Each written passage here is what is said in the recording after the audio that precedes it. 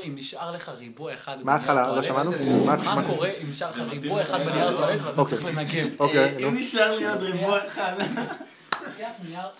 בוא נעשה דוגמה. לא משנה. אתה לוקח אחד, רק איך אפשר להכיל? לוקח אחד. ריבוע אחד. אתה מקפל אותו, רפי, אתה מקפל אותו לשתיים, ושוב לשתיים, מקפל אותו לארבע. את הפינה, זאת שיוצאת הכי עבה, אתה תולש ממנה את הקצה. זה בזבוז של נייר. ממש לא, קצה קטן. קצה ואתה מניח. ואז יש לך חור, אם אתה פותח את זה חזרה, יש לך חור באמצע. יש לך חור באמצע, נכון? צריך עיגול באמצע. אתה שם אותו, מוציא הכל מהאמצע, ככה מכניס ונקה עם האצבע הכל, טק, טק, טק, טק, טק, ואז בסוף עוטף מהאצבע, מוציא הכל וזורק לפח. ואז אתה בא עם מה שנשאר לך, עם העיגול, אז אתה מנקה את הציפורת וזורק לפח. וזה הכל, וזה הדרך החסכונית ביותר לעם ישראל. לצאת משירותים בשלום. חסכו בנייר.